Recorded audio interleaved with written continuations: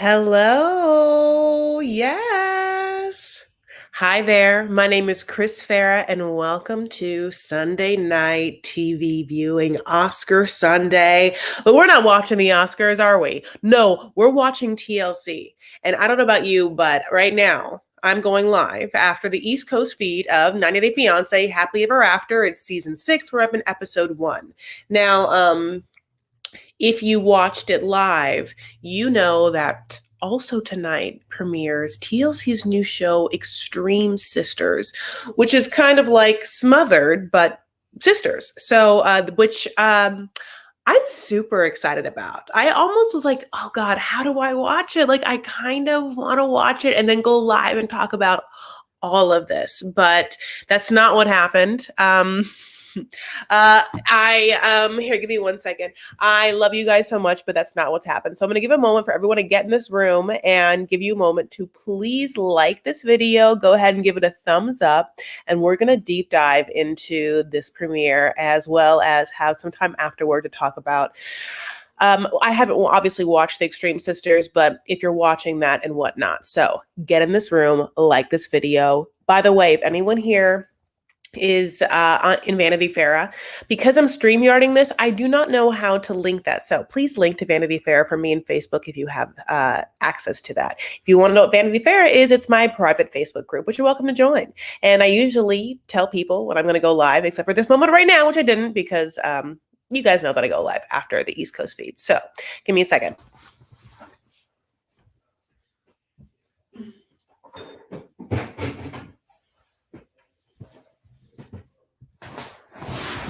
And I'm back. So exciting night for us all. Now, I'm going to be very honest. I don't know about this season of 90 Day Fiancé, Happily Ever After. I'm not quite sure, but I'll tell you what I'm into.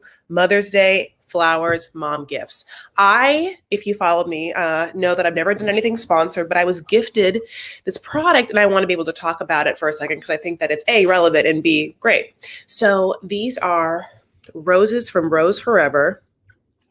You can pick what kind of receptacle they come in. They actually also have like a beautiful crystal case that's really beautiful, as well as what type of rose you would like, colors and things. I got white ones, just really classic. They are real roses. Like, these are real roses that are going to last a year. They are preserved using natural oils. So I love having fresh flowers around. They smell beautiful and they're not going to die right away. You don't have to like worry about the water and everything. That's so crazy. So also Mother's Day is coming up, as you know, and Father's Day. And so if you want a good gift, I would highly recommend Rose Forever. You can go to my Instagram where I have linked in my bio, my special link. Of course, you can just go and get, like, you know how these influencers do. I have a little like discount code. So it's already a great gift, but you can use my discount code. It's Chris Farah 20. I think it's Chris Farah 20. I hope it is. Let me look for you right now. But yeah, I got it in 2 days. It was like so nice. The company is out of New York, and you know, the pale pink ones also looked beautiful. I feel like the pale pink ones would have been really, really great. Yeah, it's a New York-based company. They started in 2019. Chris Farah 20 is my code. I did a good job for being like a first-time influencer. So that's what I wanted to say. They really do smell like roses. It's crazy. They're just so much better than just like dead roses. They last a year. It's crazy. Okay, so I love you guys. Thank you for being with me on this journey. That was a gifted but totally cool sponsorship post, and I would never just like talk about something that wasn't also like good. You know what? They're more expensive than just like definitely roses you would get from a grocery market. I think the price point was around for that without the discount code 100 to 120, I believe. So with the discount code, you get that back. But I think that might also include shipping. So that's your thing. Lisa, my amazing mod, just put Chris Farah 20. That's my thing. That is my discount code. Okay, so let's get into tonight. Okay, so I want to hear I'm going to like always give it to you straight. I don't know how excited I am for this season of Happily Ever After.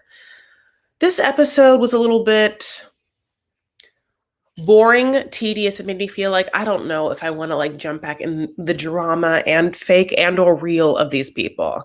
I think that I know that I completely appreciate when we find brand new biddies or Bettys to come into the fold that have never been on TV before, that are not self-conscious yet, that aren't trying to milk the system for everything they can.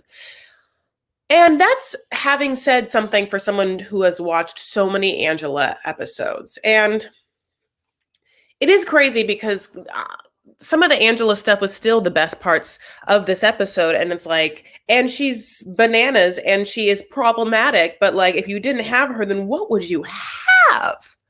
What would you have? This Livia Andre stuff is not it, but let's get in. I'm not into it. So let's get into Angela first. So Angela's overall arc so far is that she is getting weight loss surgery. Now, this was something we all knew in the universe. She already talked about it in the tell-all when she told Michael, and Michael was like, no, don't do it. And she was like, gonna do it unless you can get here, which she can't get there. So that's a whole other thing, is Michael just like cannot get to America. Like, he's not here yet. He's just not been here. Like, it's very hard for him, like he's not here. So he can do nothing except critique it with his like aunt in Nigeria. Now, Angela, God bless her, is on that scale, honey, like I am. Like, side note is, I've had weight loss surgery, which if you follow me, you know that, because I talked about it, and I definitely have had the exact same one that Angela had. And it's so interesting to watch someone else do this stuff because I'm so different from Angela, but yeah, Angela clocks in at 272. And I was like, in my mind, I was like, oh, she must be short. She must be shorter than I think, because I always had this one little hair. It has like my little alfalfa. Because my weight was 283. And I was like, oh, how big was I? But I think I was bigger than Angela. Just you just never know. But she was like, I got to get some of these pounds off before I can't be 272. I'm going to go to the bathroom. So she goes to the bathroom, honey. God bless, God bless, God bless. To be like, she weighs herself. She weighs the exact same. Sometimes when I go to the bathroom, I weigh more, which is neither here nor there, but like really does something to this. You guys do that? Why?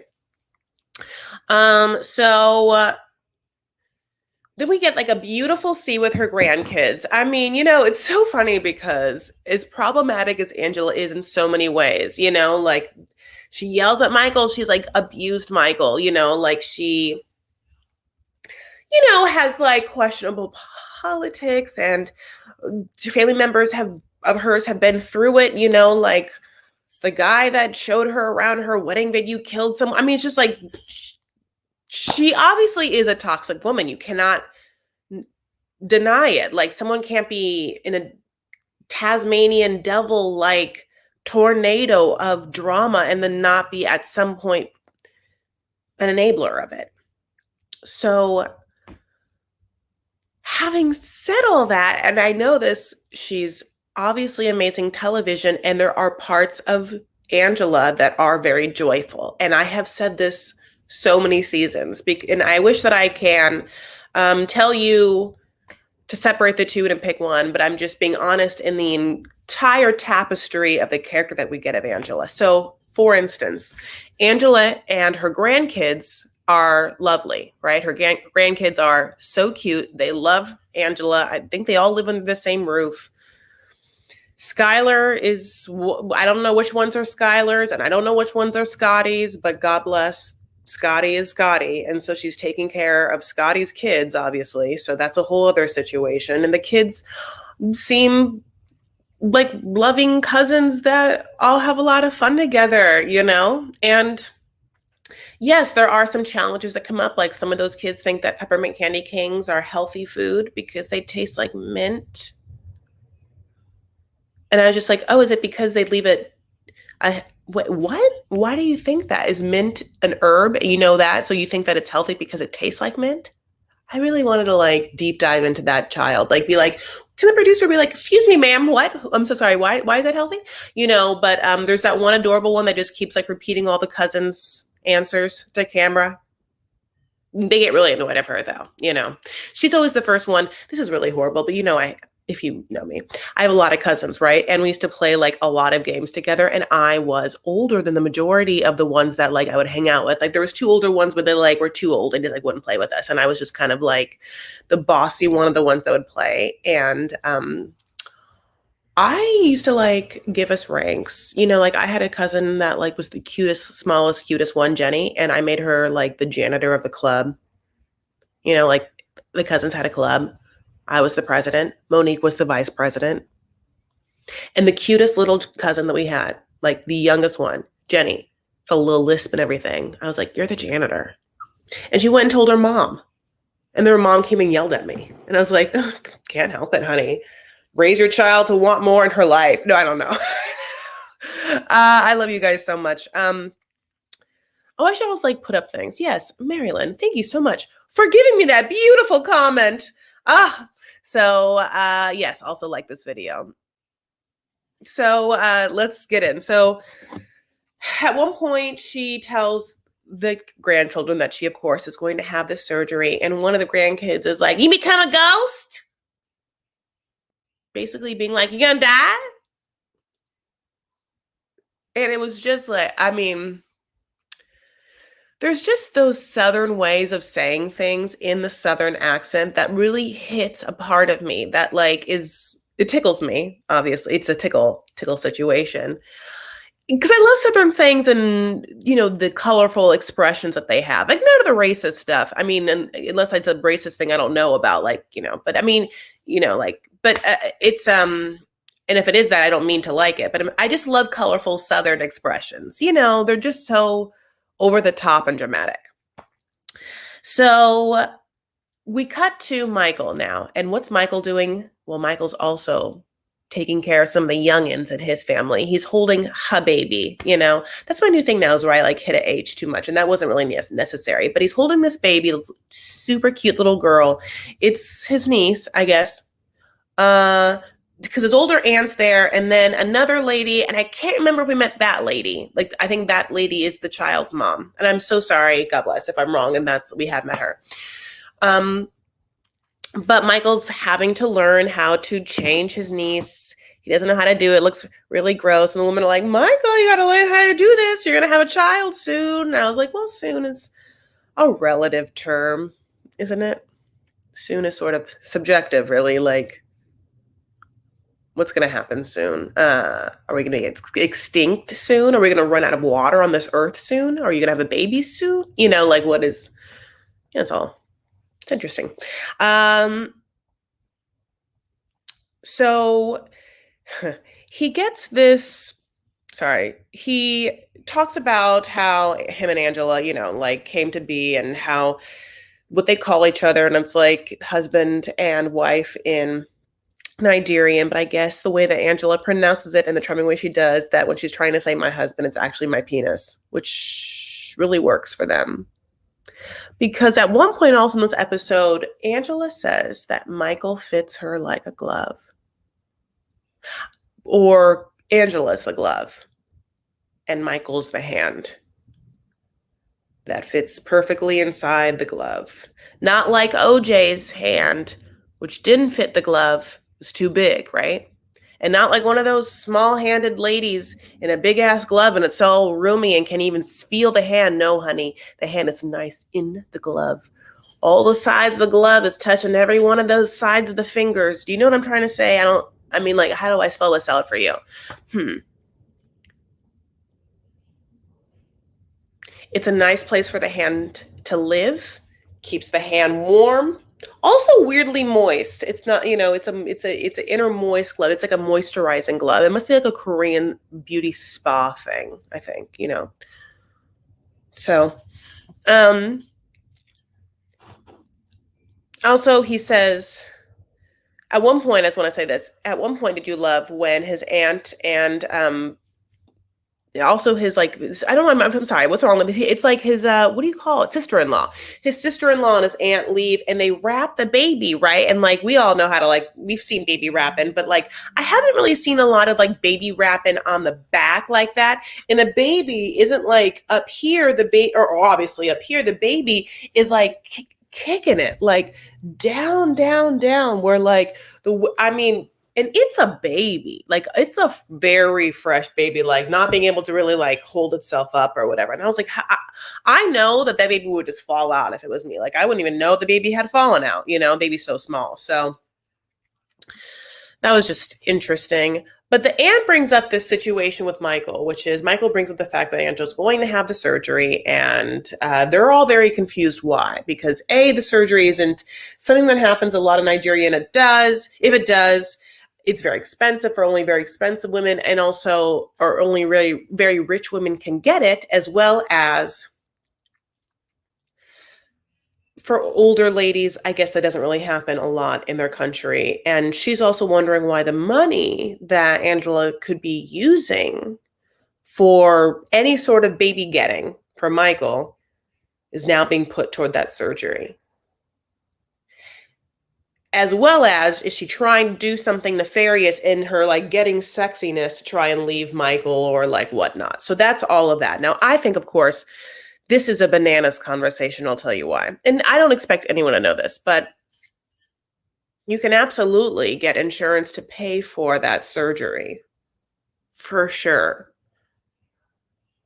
And I mean, I know that Angela probably has like various things she could check off to get it, and so I don't necessarily think that Angela's paying for the surgery much. That's just one part. And then if you add on top of the fact that as reality stars, of course, like anytime they get anything done, if they post about it or whatever, and they show the doctor and they tag him, like that's free, free, free, free, free. Plus she's on a show, the show we're watching tonight. You know what I'm saying? So like, this isn't one of those things where I think the money didn't go to Michael's kid getting and instead went to the surgery. Also, the surgery is to save Angela's life. I mean, I really related to what Angela said. I know that when I got my weight loss surgery, I felt like if I did not get it, I would just keep gaining weight. And I know I had tried everything. So when she said that, I was like, oh yeah, I remember that. I know what that feels like. I'm not going to get into whether I think that she has done the right things or whether she's a good candidate or what her before care or after care looks like. That's a whole separate, very intense situation that I have made a video about a little bit of at least my journey and the different things I had to do and the things that I would tell anyone to do in the video on my channel about this. If for any reason wants to know, but basically you have to make sure that you are getting a lot of therapy because there's a reason why you overeat, and the surgery doesn't take that away. It makes your stomach smaller. Okay. So that, you can't eat a lot at one time until you either A, stretch it out, or B, you realize you can eat a lot at many different times.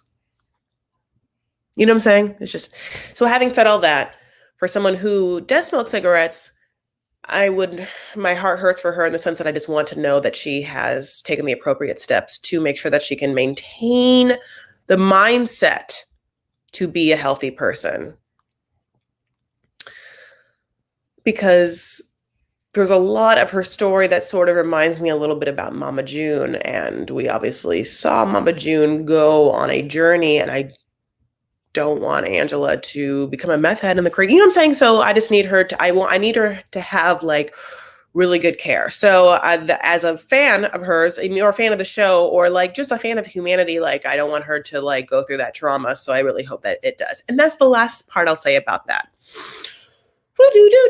So, but honey, she's on the phone with Michael and they're talking about it. And she's like, don't worry, Michael, I'm not just trying to have surgery, like to leave you, because that's when she says that he fits her like a glove and so she'll never leave him.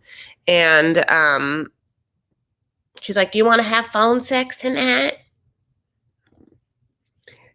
And then at like one point she like and him are arguing over having the surgery, and he's like, Angie, and she's like, Angie, what? You know, they do have a banter, like a back and forth banter about them that you know that they have talked on the phone many, many times. And yeah, that they have not only sex, it just what is cyber sext? I guess, what do you use, like FaceTime? P-timed? They V-timed. They V-timed, they P-timed, you know, like a lot they're going to do it that night. And they've been doing it the whole time. He loves her boobs. Like, he's like a boob man. And once he saw her boobs, it was love at first sight. And he talks about the fact that they were like talking for like 5 months. And then he saw them boobs and it was like boing. And then he has been in this ever since.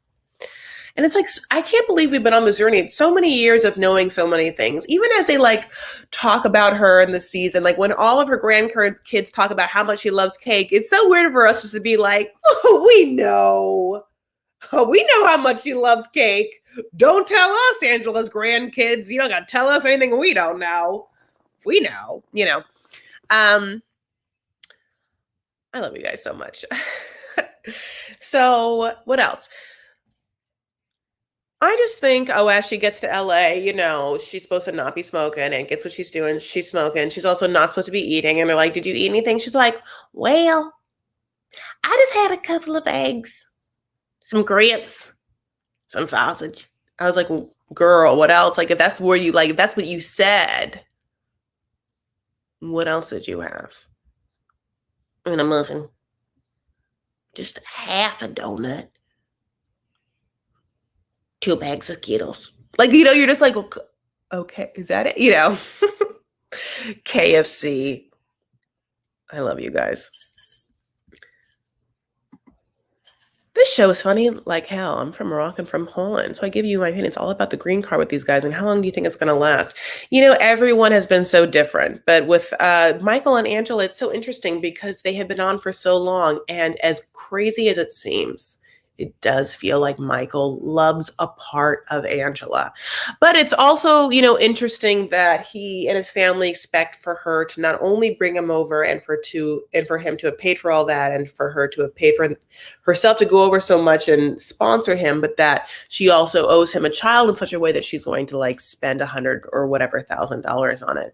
This, you know, there's a lot of themes in this happily ever after as we get into the families of like what families expect when it comes to money. And I think last season we got a lot of like Asuelu's family expecting money from Kalani because, and this is, you know, like a whole thing is like when someone is perceived to have money, there are people that expect it. Feel entitled to it in some way. Well, he has it, so why not is it mine? Why isn't it mine? I mean, it's really interesting. So that obviously touches upon Libby and Andre, I think we're going to talk about. I wasn't actually going to Mike and Natalie, though, next.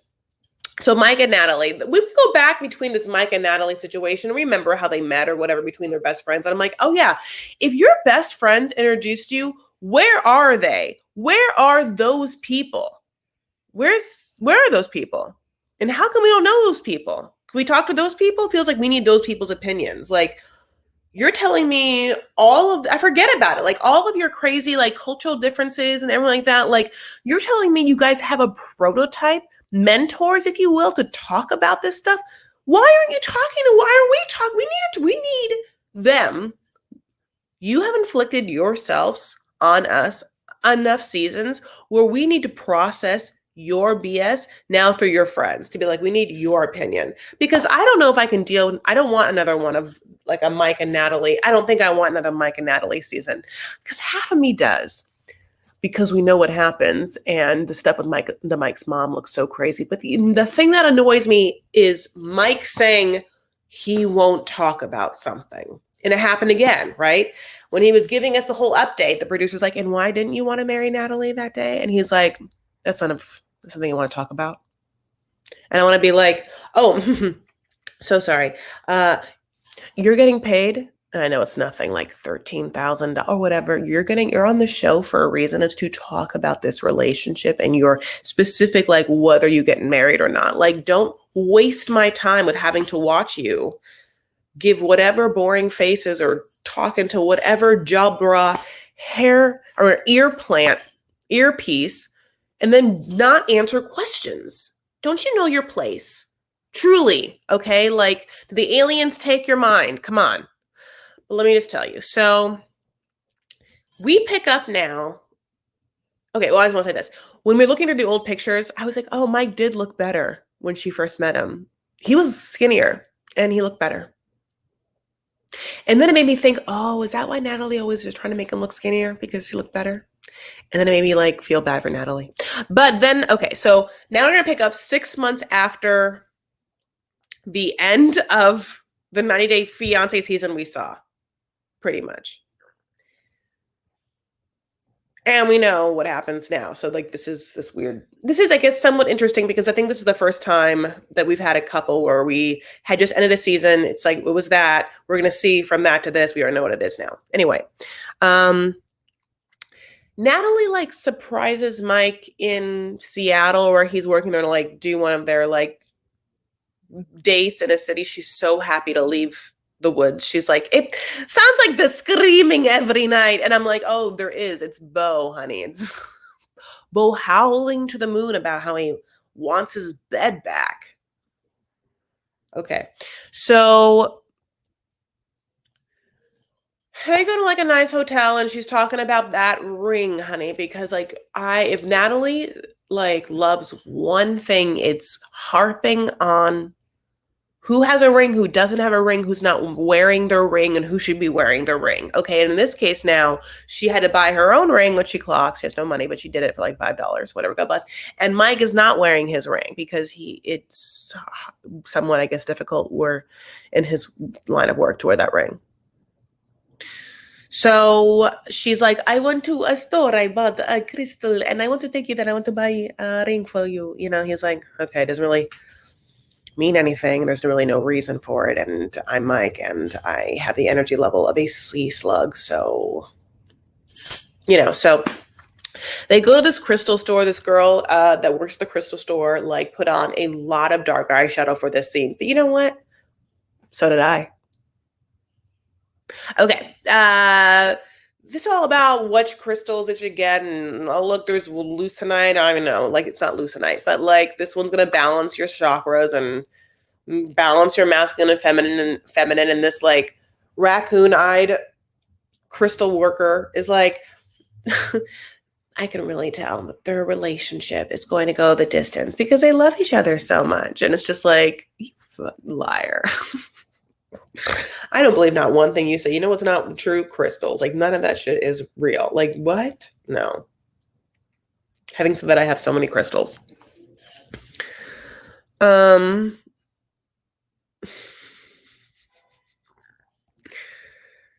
so funny. So at one point, Natalie starts putting on a show for this worker. Like, they pick the ring and then she gets down on her knee and then she like proposes to Mike and he says yes. And she's like, ah! And then like the raccoon-eyed worker is like, I'm like, this is exactly what is happening. Natalie's putting on a show for us all and Mike is not giving us anything. And we are all the dark-eyed worker, like barely having to clap for this. Oh my goodness, look at this super chat, my first super chat of the season. Marianne Walters, glad to catch you live. Thank you so much. I'm also glad you catch me live. You know what's so interesting, because I just looked up John Walters from the John and Lucy season. No, Lucy's a little girl. Rebecca, what was her name? Bear, I don't know. Lucy Bear was a little girl. John and whatever her name is. Anyway, so I just looked up his last name. Remember that? Remember those people? I did a horrible job of trying to remind you. You know what I'm talking about. The woman that went to England and had the baby. The baby was so cute, but she kept bringing the baby around London without any mittens on the baby or any like socks on the baby. Thank you so much, though. That's such a beautiful and generous super chat, and I appreciate it. So, Then Mike is like, I have the perfect idea. Because Natalie has been really jonesing for a honeymoon. We know what Natalie wants with a honeymoon, like some sort of like naturey waterfall or high class situation of some kind. And so Mike's like, got the perfect thing. Why don't we go visit my mom in Oklahoma? And we're all like, oh, this is why you guys break up. Weren't you like, oh, because like, not spoiler alert. And this is not really a spoiler alert because I already talked about this before I knew they were going to be on this season of Happily Ever After. And we knew that they had broken up at the end of the 90-day season we just finished. Okay. We already know this because of Bo. Bo did this, not me. Because we know that, Bo's business. It's like, okay, well, what happened? Like, what exactly happens? We know, like, Mike is horrible or Natalie is like over the top crazy, but like, what is the exact moment? And it's, I think, in this moment and this choice, when Mike says that for a honeymoon, that he wants to take Natalie to Oklahoma to visit his mom.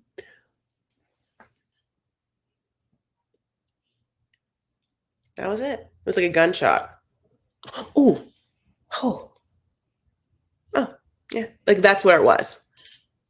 Natalie at that point is like, oh, I'm nervous. And I was just like, how come? Why is you are so vocal all the time, Natalie, about everything, all the crazy, weird shit. Like in this moment, you have every right to be like, oh, no, Mike, I don't know. First of all, I cannot do Russian. It gets very Arabic. Like, no, Mike, okay, no, Mike, I'd rather go not with your mom. No, I don't know Arabic. But you know what I'm saying? I can't go. I don't want to go to a honeymoon to your mom's house in Oklahoma. Next choice. Sorry, next choice. Why don't we just, I don't know, do that at any other time for any other reason? Honeymoon? Also, Mike, why would you think that'd be like an appropriate thing? Why do men on this show bring their moms or make their girlfriends interact with their moms when they shouldn't have to? It's very like Colty and Jess, right? When Colty brought Debbie, you're just like, no, you shouldn't have done it. Why'd you do it? Same kind of thing. You're like, no. But at the same time, I'm just like, why didn't you say anything, Natalie? Of all times, not to say anything. You're so vocal. Sorry, my hair's doing whatever it wants to do. Mike's mom in her 80s hair, down home hate of any woman that gets close to her baby. Absolutely. Aw, giving me the double love. Rachel. I like them too. I like Rachel, but Baby Lucy gets the Oscar. Side note is, I definitely just saw a picture of Baby Lucy and she looks adorable. She looks so cute. She's just that baby as a little girl with them big eyes and everything. I mean, I guess there was all this drama. I tried to look it up of whether people had claimed that he in fact was the baby daddy. Wait, Marianne, no more super chats. Oh my God. She did it again. Thank you. You guys, thank you so much. But no, by you guys, I just really mean Marianne. Marianne, that's really, really sweet. Thank you so much. That's a really, really generous. I really appreciate it. What do you want? My first Lucy? I'll give you my first Lucy. So yeah, that's what Mike does. And we're like, don't do it. And that's when he killed his own relationship and he looked better when he was skinny, and Natalie's an actress and this is what we have for us. And the Screaming in the Forest again, some version of Bo. Libby and Andre. Now talk about fake. Okay. So this is where I'm like, I don't know if I can even have to talk about this family. I don't know if I want to. Like, it makes me upset that they're on the show again. I just feel like it's fake and I'm not into it. And that's hard for me to say because I am attracted to Andre. You don't think I'm attracted to Andre? Look at him. He's Hazat. Except this fact that I just like cannot deal with Libby's dumb family and how fame hoary they are. They are just They are just so hungry for like a Teamy Blend sponsorship. You know what I'm saying? Like, I know I started this video as a sponsor. I talk shit about Teamy Blends a lot. I shouldn't do that. But like where you're just like, oh, come on. Side note, I don't want to talk about, I talk about shit about Teamy Blends because Angela just started talking about how she's doing Teamy Blends. And we're all like, no, you had surgery. You didn't lose any weight because of Teamy Blends. Come on. And side note is, if she lost any weight because of Teamy Blends, then I know that she's going to put the weight back on. That's not a real thing. You can't actually like sustain weight by Teamy Blends. Anyway, God bless, God bless, God bless. I mean, look at this right now. This is bananas. Thank you so much, Marilyn Ringgold 10. Marilyn, super sticker. Thank you. Thank you so much. That's very, very, very sweet. You're so lovely. And you're making me like blush, which is hard because I'm already wearing blush. So like, will you even see it? No, but thank you so much. So let's get into it. Guess what?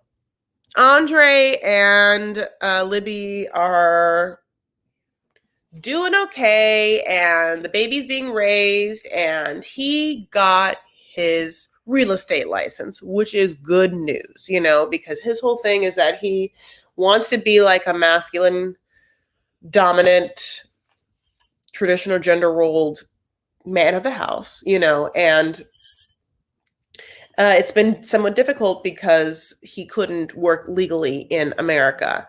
And what also is a whole thing is that Libby's dad has a business and is somewhat successful in some way.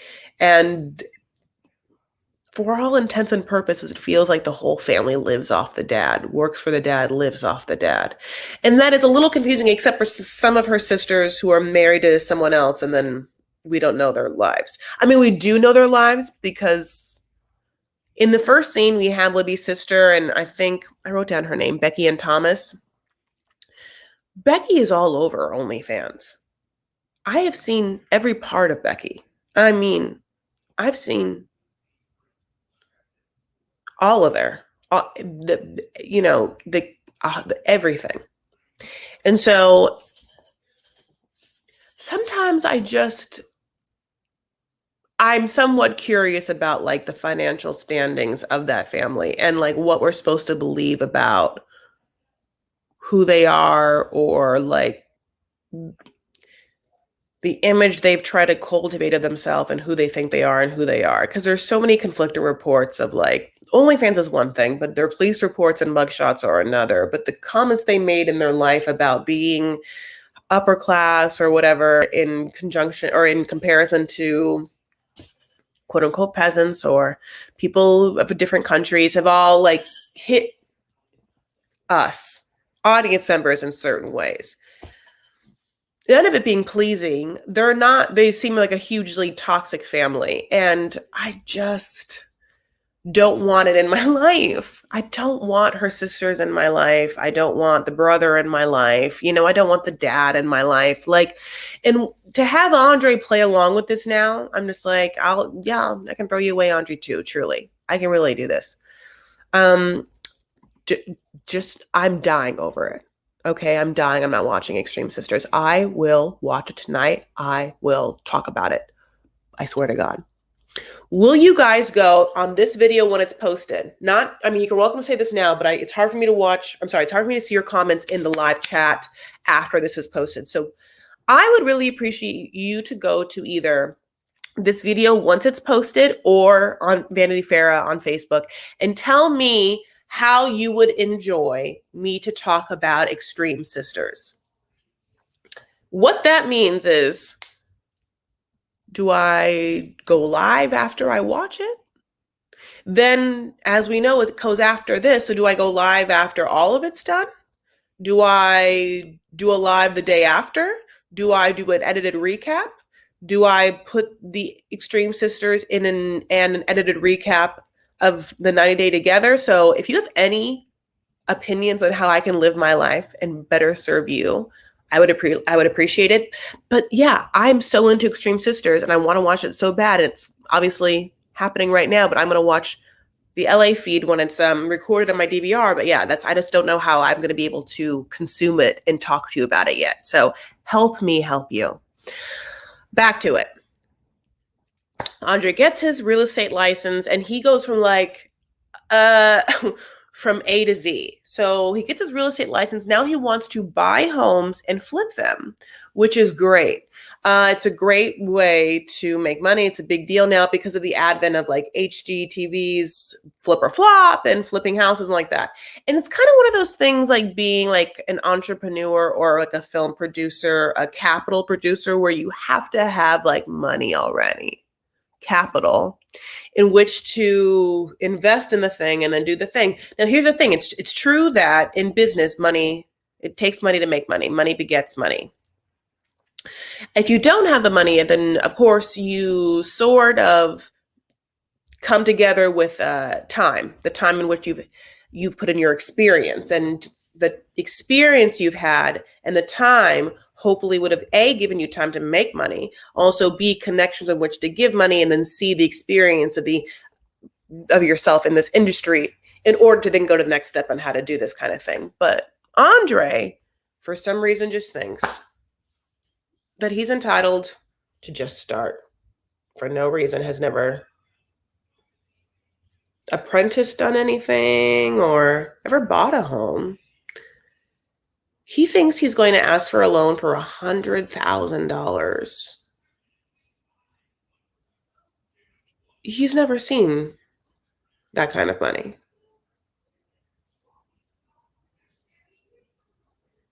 He's never made that kind of money. Like, he's not even a little bit. So, okay, are we expected to believe this is real? I do think that he would be someone who would expect to just leapfrog over a whole bunch of hurdles and entitled to money to start this thing. But I think that he is rudely awakened by Chuck, who's like, double hell no. But at the same time, then we get this catch-22 of like, well, if you want that money, you can join my office. And if you join my office, guess you have to work with, oh, my son, Charlie, who you keep very obviously mentioning how you haven't talked to since your dumb Moldovan wedding. Yes, they have that one. And don't worry, I haven't told Charlie to like make amends with you. So you're gonna have to go and just like kiss my son's ass. And maybe I'll think about giving you money someday. Now, Andre, of course, if he was a real man, he would have long forgotten Chuck's name as someone to go to, right? He already paid for your wedding, and he like, his son literally offended you in front of everyone in your home country at your wedding, didn't apologize to you, and now you're gonna put your tail in between your legs and go ask him for money. It's not very masculine or dominant in the way that in which I think that he should be, the way that he presents. So all of it is either fake or contrived or dumb, and I don't want to have to like give my time into watching it. I might have to fast forward it.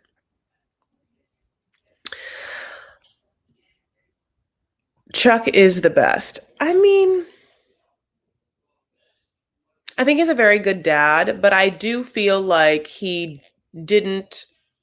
I don't think it was a very gentleman thing for him to allow Charlie to make such a fool of himself and not have him like stand up as a better representation of someone that works for him and be in his family. Like, for Chuck to allow Charlie's behavior makes me feel like Chuck secretly feels that way or would behave that way. Because it's a representation about him. It's your son at your daughter's wedding. So if you're going to have like such trashy behavior, it speaks on you. I wanted to fast forward through most of the cast this season. Yeah. I mean, I have to talk about two more people. Now, okay, so let's talk about someone that I'm excited about to kind of like give this a little, break, and then someone I'm not excited about. Okay, so next couple, Brandon and Julia. So Brandon and Julia, honey, are in the honeymoon phase. I mean, everything like the other one does is like so cute. They're like so in each other. Just like, oh, Brandon, you are perfect. Brandon is perfect. And we're just like, if whatever, I mean, God bless Julia, if that's what you think. Truly, Julia, you are a prize, and Brandon should keep you. Keep you, Julia, keep you. They decided to go to Vegas. Now, this is a little confusing. It's because Brandon has gotten a new job. Good. Which pays him more. Great. And he gets to work less hours. Awesome. But instead of using that money and the new bum to, I don't know, like get out of the house, they still don't have enough money for them to move, but for some reason they have enough money to go to Vegas. Now, this is poor financial planning. And I get it, two youngins. But the way in which you move out is by saving money. You have to save it. You can't just go out and spend it, as, interesting as the New York looks in the middle of a pandemic. So, okay. Yeah, she's packing, he's packing. I don't know if this annoyed you, just side notice, she has like this really like what looks like a kind of very sparkly dress, and she throws it in the suitcase that Brandon's using just on top of his dress shoes. And I'm like, those dress shoes are going to ruin your dress. You gotta put hang that in some plastic. It was so wrinkled. I was like, girl, like, are you packing a steamer? How are you gonna get the wrinkles out of that dress? It feels like it's very thick fabric. All the sequins and things. Ugh, anyway. I didn't know this at one point. I forgot if I ever talked about this, and maybe I'll have to look back. I don't think so.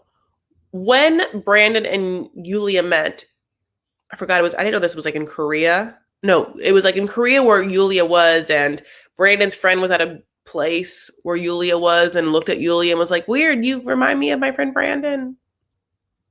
Okay. And then so Brandon and her talk, and they like each other, and he comes out. He gives her a box or whatever. In the box, it's a blue rose. Okay. Not a white rose, but a blue rose. And if you are a Tennessee Williams fan like me, the first thing I think of is a glass menagerie. I was like, oh, blue roses, blue roses, blue roses. Do you guys think about that? If you did, give me some sort of like sign, like a Tennessee Williams sign, or like this. Is there a blue rose emoji? Probably not. Okay.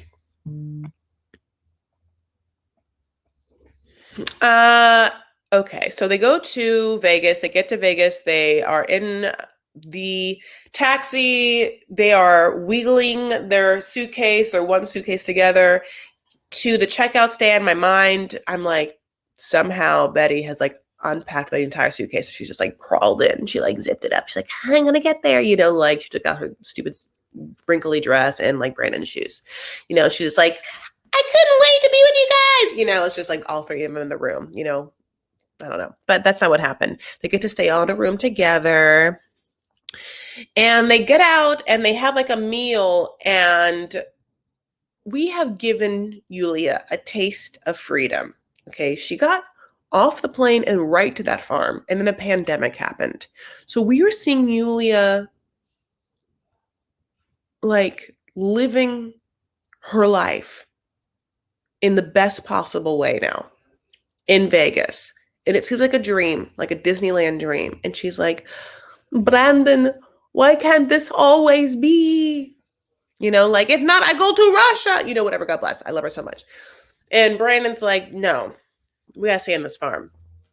Brandon is so white that in the scene, it gave me Russ and Paula like flashbacks hardcore. I tweeted this, where I was just like, oh my God, it's the exact same thing. Like, you put this person in your small farm town, and this person cannot do it. It's like, get me out, get me to a city witty nowy wowsies, and he's like, I can't because of my job. And she's like, no, there's more. She like literally said there's more opportunities in a big city, which is true. But like, I literally was like, oh, I've been down this lane before. I've seen this before.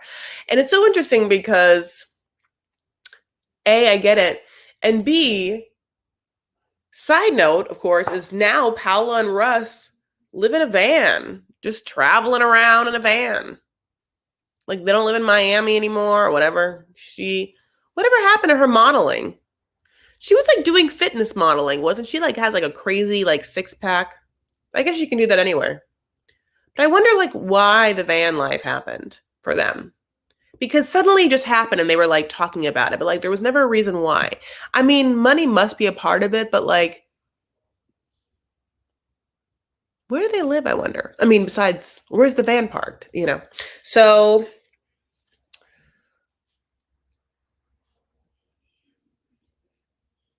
why? Why would anyone want to live in a van? I don't want to live in a van, but I get motion sickness. So it sounds like a horrible thing for me. Asuelu and Kalani. Okay, so this is one of those like Sean Robinson things where she had told Mike and Natalie, like, at the tell-all last time I saw you guys, I definitely thought I was never going to see you on this show again. And I never thought I would see Asuelu and Kalani again. I guess we kind of did know that because they're on like various pillow talks or whatever. But literally we ended with them just being like barely hanging on and their parents hating each other and him just being a frozen yogurt salesman playing volleyball all day long and ignoring the hell out of her and those kids. And now we're like somehow touring a home together. Asuelu is now a full-time driver, and that means like Uber or rideshare. And so he feels like he's making enough money. And I'm just like, so like, oh, but even it's in COVID, you're making enough money? Like it's like from what I remember, like when the pandemic, my dad's listening. This is always the same stuff. My dad's like watching TV. It's so loud. Like during the pandemic, like were people using that much rideshare? Anyway, God bless. He tours his house. It looks amazing. He wants to put a volleyball court in the back because he's not been playing that much volleyball, I'm sure. It's been very hard for Asuelu. Come on. And he also just like side note, and this is like another theme, I don't want to live with your parents. Yulia feels it. He feels it. Like, I get it. It's like the foreigners come to America and they want to have their own lives. They want to like live with their family and like live their own lives or whatever. It's just so hard because I would love, love, love to watch a 90-day fiance couple where the foreigner has lots of money. And it still is coming to America for whatever reason, you know, like, but I think that it would be such an interesting dynamic for the foreigner to come with lots of money. I don't know how they have it because they've already worked in their country and they have the money saved or their family. I don't know. But like, I just want to have someone from the different country have a lot of money so that when they get here, we'll see for the first time, like someone with the ability to call the shots and live the life they want to live a little more. Because we have to see everyone struggle with like being plopped in a city and just devoid of a way of making money and then having to subject themselves to the whims of the family members or their partner themselves. So I'm just like saying, like, wouldn't that be interesting? And we've never seen it. And I wonder why. How many seasons, right? Why are Kalani and Asuelu looking at houses that cost $362,000 when he's a homestay mom? When she's a homestay mom and he drives Uber Lyft full time? They can't afford that one, as I said, but yeah, that's a great, great point. I mean,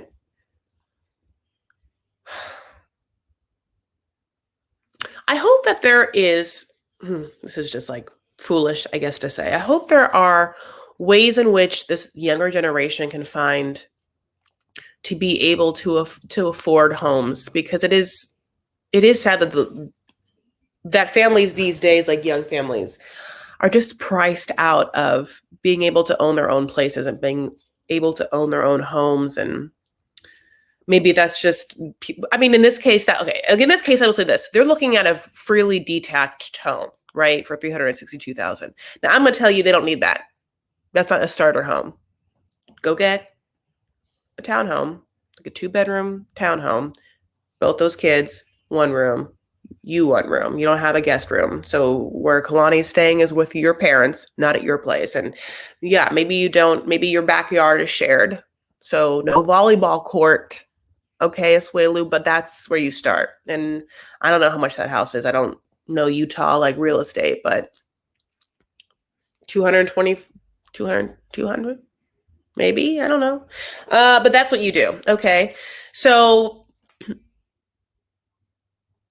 I also love the fact that Asuelu has been doing his homework. You can tell because he says the word mortgage, which is not his fault because there is a T in that word for no reason. Kalani's like, it's mortgage. And he's like, oh, but it's freaking spelled mortgage. And I'm glad he said something. And for, let me just say,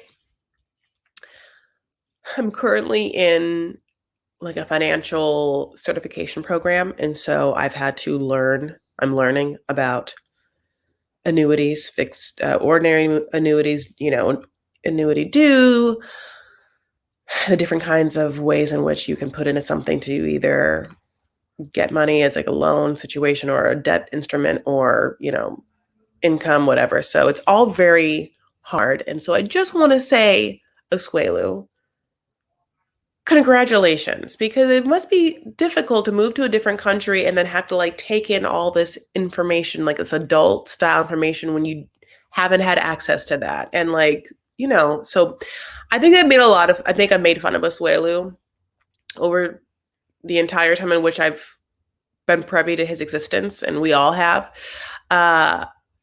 But yeah, in that situation, I was like, oh, honey, I see you looking. He's been Googling. He wants out of that house. He does not want to be under that parent's roof, honey. So, and yeah, Kalani is just like, I don't think this marriage is still like up and up, but we're going to buy a house as a last ditch effort because that'll make him happy. And if he's happy, maybe it'll be happy for both of us. Okay. Then she gets on the phone with her sister, Kalani, or whatever. I hate this so much. Okay. So then Kalani, or whatever, truly horrible, is like, well, that's dumb because like, why are you going to get involved in like buying a home together? It won't be messy when you guys break up. And I want to be like, they've already passed that. Boo, they have 2 kids. What's a home? I mean, in the sense of like, if you get divorced, the home is either like, you either pay out the other person, one keeps it, or you just sell it and split it. How easy? What's hard to deal with? Them kids and the child support and the child custody. You've already done it. Okay, so Kalani, that's not her name, but I don't like her name. Whatever it is, it's too hard. And I'm like so mad at their parents for doing this. So like Cole and Kyle, I mean, I'm gonna find a way to like differentiate them. And I Kalonix and Kanuli. I hate it so much. So the sister with the stronger jaw, okay, is like, well, okay, then, I'll just hold off at your divorce party. Ha, ha, ha, ha, ha. And they like laugh about that. But Kalani like knows it's like really dumb, or not really dumb. It's mean to say, and it's just like toxic energy to have like on camera because she's still married to him as well as like the father of her children. And so she tries to appease that by being like, haha, she's my sister and she's just seen how bad it is. And we want to be like, I wouldn't be her friend. Could you imagine being her friend, like having to watch all of this drama go down and having to hear her over and over say that she's going to leave him and then have them still be together?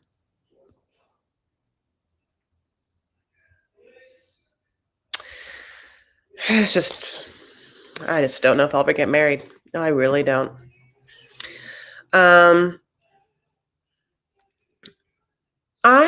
That's how I feel. Those are all the people involved. I am excited for Tammy to come back. Asuelu's mom and Tammy are the better parts of that entire storyline.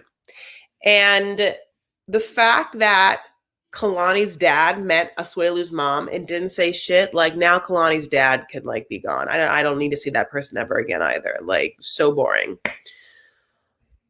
And I also am a little like, Kalani, gonna bring your strong-jawed sister here for a month and we're gonna have to deal with her for a month? Like, is there gonna, unless I watch her and Tammy go at it, which I think I am, right? I guess that is it. Then fine. Then listen, who's your money? And is this can be like a Triller event? Because I really would enjoy it. Like I would bring in Snoop Dogg. He can go ahead and like referee or whatever between them. And I think my money is on Tammy. But this goes to another thing where I will never be in a relationship where my husband's family ever feels entitled to like my parents' money. And nor my husband. If my husband or my husband's family ever felt entitled to my parents' money, I would divorce them.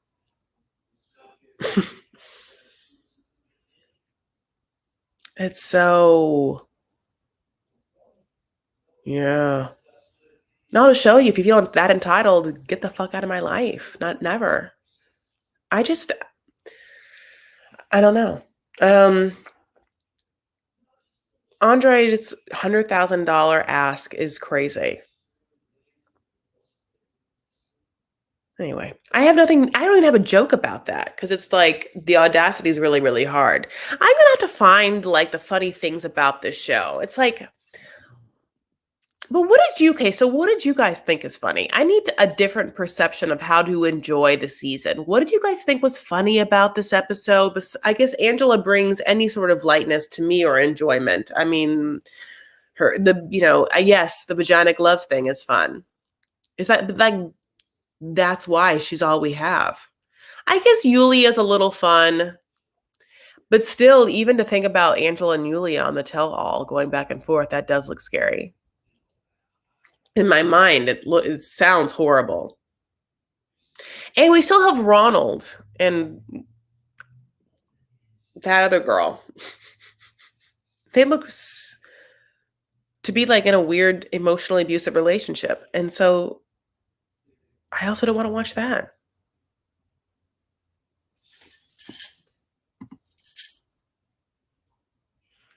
I'm just going to listen to what you guys have to say now. Michael dancing. Okay. Tiffany. Thank you, Tiffany and Ronald. Okay. Angela in a tub. Okay. All right, my loves. That's what it was. That's how it went, you know.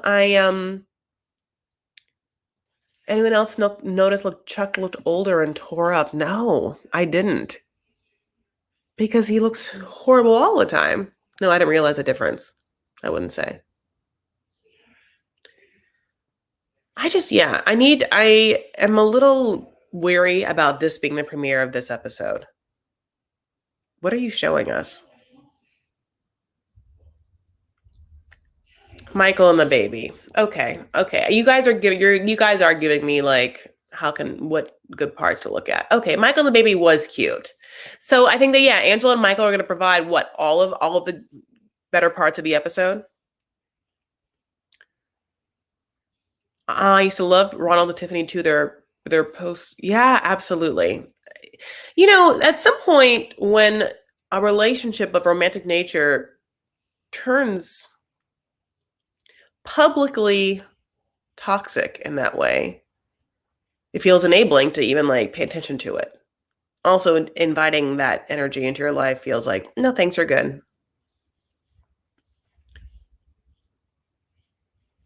I like Angela, Yulia, and Kalani. Okay. You like Kalani? You weren't a little bit like Lisa, like, oh no, you guys shouldn't be together. I'm just gonna watch him be like somewhat doofusy and her like complain and like wobble around with like a kid on each hip, you know, in the sisters fight.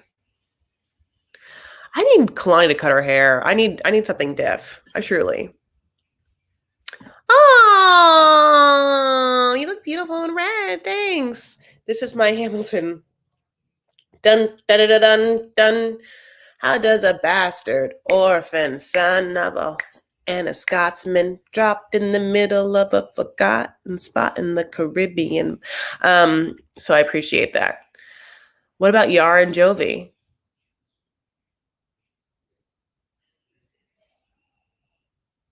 Oh yeah, Yara and Jovi happened. Wait, did they happen this season?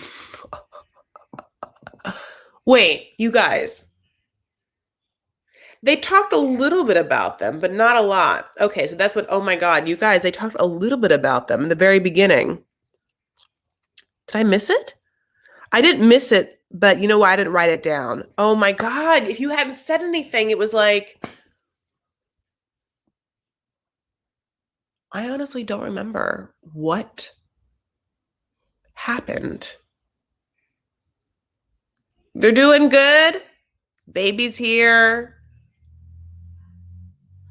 Mm-mm. Oh my God, that's so funny. Where was I? Did I go to the bathroom? I mean, I remember for a moment seeing them because I remember them, they're like, I remember seeing her hair in her extensions when she like set foot in the airport when she ran up to him. And I cannot remember one thing that happened in their segment. Jesus. Oh, it's dramatic, not funny. Oh God. People will watch because of favorite couple and get sucked in, but I'm pretty sure recap this with any humor seems impossible. Yeah, like I think I'm realizing that, Sarah. Like if I rewatch this live, I'm not gonna like it. I'm gonna be like, oh my God, how boring. What a boring live this is for all of you to watch. And I think that I'm gonna like feel self-conscious about it because I realize I've not made any of this funny, but I don't know exactly how to yet. Also, conversely, I think that Extreme Sisters is going to be a bevy of material for me.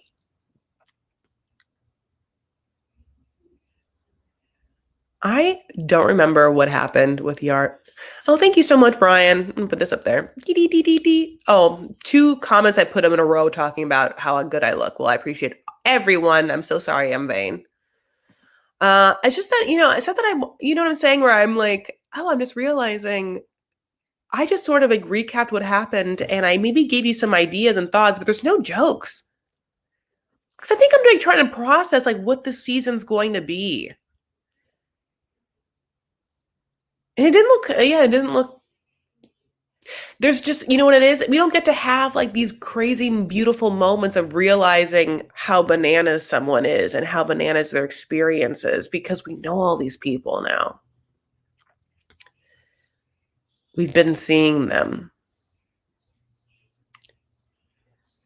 Like Asuelu was bananas when he set foot in the airport and did a little dance now. But honey, it's been 3 years and he's somewhat assimilated. Now we get a new Asuelu. This one knows the word mortgage or mortgage. Okay, there's a joke. Oh, I can do it. Okay. Lauren, first time listening to you, def gonna subscribe. Oh, thank you so much. I love you guys. Thank you so much. I really hope you do subscribe. I think I'm having I'm having a little bit of like a moment where I'm like, I hope I can be funny this season. It's like an existential crisis, but I'm sure I will be. Don't worry.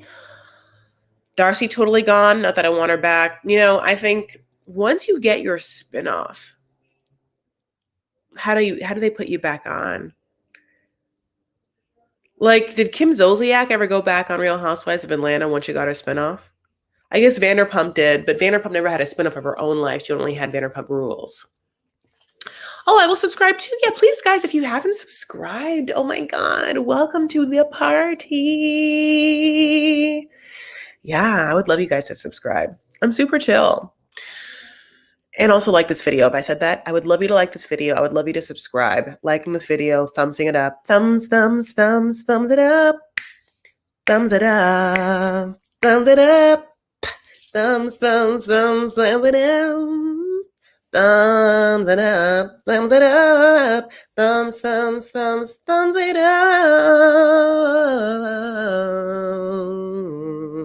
The Oscar goes to both of you guys for subscribing, and also the people like Marilyn. I had two M ladies give me super chats, Marilyn and Marianne. Oh my God, honey. Listen, you guys, if you haven't subscribed, say you're subscribing. I'll put up your thing. I would love you guys too. So yeah, that's what it is. I am so pumped for Extreme Sisters. Like I said, I am going to watch a season of Happily Ever After. I am, on the journey with Angela and her weight loss journey. We know that she looks great now. There have been pictures and in touch. If you don't want to give that away to yourself, don't. But, if you think there's a possibility that she doesn't make it through the surgery, guess what she does? I won't give that. I won't give that to you, but I said it. I'm sorry. I will give that to you. But yeah, we're in it, babes and boos. So this is what I think I'm going to do. I realize what I think I'm going to do. I'm going to put up this live. I'm going to digest this episode. I'm going to do a recap, shoot a recap of it. And also, but I'm also going to do one for the sister show. And whether it should be one big mega recap or two ones, that's where I don't know. And that's where I need your opinion. Okay. Or if you're like, no, Chris, I need your recap of Extreme Sisters to be alive so I can get in there and talk to you, then you have to let me know for that too. See, this is a new world. This is a new frontier. This is pioneering is what we're doing right now. So, and I want to take your opinions in to the fold. All right, my loves. It's a dramatic part of the dad's episode of Law and Order he's in. And I'm going to bid you adieu so I can watch Extreme Sisters. I want you to have a great week. I'm super into the spring cleaning. You have one more week in April for you to get into your energy shift, get out the old, in with the new, clean it out, throw it out. It doesn't spark joy, it's out. And that space, with a little breath of yours, the help of a little breath, is an invitation to the universe to fill with things that are aligned with your soul. So just, what do you want? Maybe it's like a little more excitement, a little more fun. I think that some of us are feeling that. I think that where you are in your life or vaccination or whatever you want to do with COVID, maybe you can at least even find a vacation or some sort of spiritual little quest you can do that will be safe within whatever your heart and mind tells you. I super appreciate you, Marie, all the time. And I love this little sticker. Thank you so much for this super chat. I always love having you. And always appreciate you. You're the best. And yeah, I'm also almost at 10,000 subscribers here on YouTube. So I'm excited about that. And I'm excited to get into Extreme Sisters. Can you guys tell I have a one-track mind? Can you believe that it starts tonight? I cannot. Those two twins in the same bed. Oh my God, I can't. Okay. All right, my loves. Thank you so much for being here with me tonight. And I can't wait to hear your opinions on everything. You can follow me on Instagram and Twitter. I'm at Chris L. Farah. Lisa, tell them what the L's for. L is for lovely, lovable, and laugh.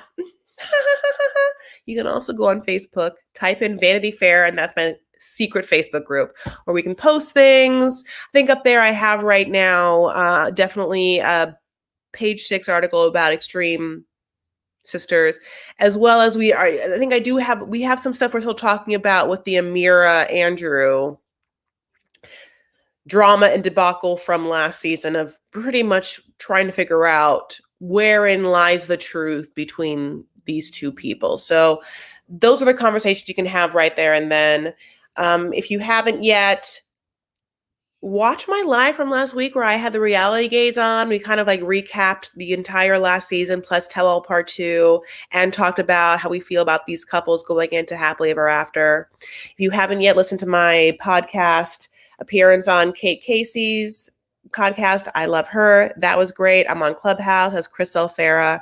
I'm doing all of the things. Do you understand? Anyway, okay, I'm really going to leave you. I appreciate you guys so much, truly. Thank you for being here. Take care of yourselves and each other. Stand up for what you believe and make art. All right, baby boos. I love you, truly. Okay, bye.